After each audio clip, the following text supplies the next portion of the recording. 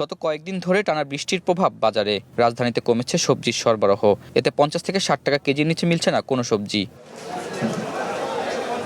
শুক্রবার সাপ্তাহিক ছুটির দিনে পটল, ঢেঁড়স, চিচিঙ্গা ও করলা সহ বেশ কিছু সবজি বিক্রি হচ্ছে 60 থেকে 80 টাকা কেজিতে। বেগুন বিক্রি হচ্ছে 80 থেকে 120 টাকায়। বৃষ্টির কারণে সরবরাহ কম থাকায় সব সবজির দাম বেড়েছে বলে দাবি বিক্রেতাদের। কয়েকদিন বৃষ্টি হয়েছে, বৃষ্টির কারণে সবকিছু তলিয়ে গেছে, এই কারণে একটু দাম বাড়তি। বেগুন এটা কিনা আছে 80 টাকা, 90 টাকা, 100 টাকা বিক্রি করতে হবে। এটা কিনা আছে 70 টাকা, 80 টাকা বিক্রি করতে হবে। পটল কিনা আছে 50 টাকা, 60 টাকা, 70 টাকা বিক্রি করতে হবে। বৃষ্টি নির্ভর করবো। আজকে আর কি কাঁচামাল সবজির দাম ওয়ান টাইম, আজকে আবার কাঁচামাল কমে যাবো, এটা কোনো কিনা ফ্যাক্টর না, কাঁচামাল আইলে কমে যাবো। সবসময় 20 থেকে 30 টাকা কেজির পেঁপে এখন বিক্রি হচ্ছে 60 থেকে 80 টাকায়, আর শসার কেজি 120 থেকে 150 টাকা।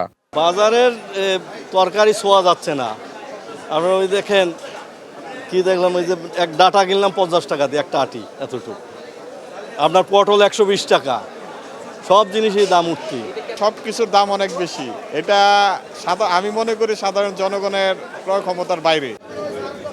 মাছের দামও ঊর্ধ্বমুখী। তবে সোনালী মুরগির দাম 420 টাকা থেকে কমে এখন 320 থেকে 340 টাকায় বিক্রি হচ্ছে, আর গরু ও খাসির মাংস বিক্রি হচ্ছে আগের দামেই।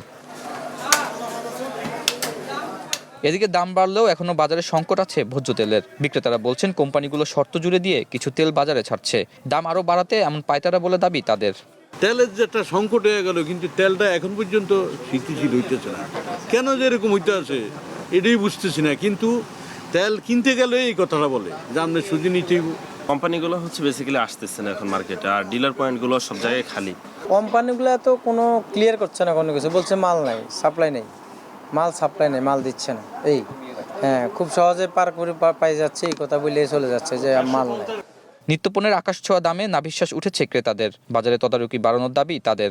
তদারকি নাই আর কি, তদারকি নাই, মনিটরিং নাই। প্রত্যেকটা জিনিসে দেখা যাচ্ছে যেগুলো নিত্য প্রয়োজনীয় দ্রব্য, প্রত্যেকটারই এভাবে দাম বেড়ে যাচ্ছে, এটা অবশ্যই ব্যর্থতা।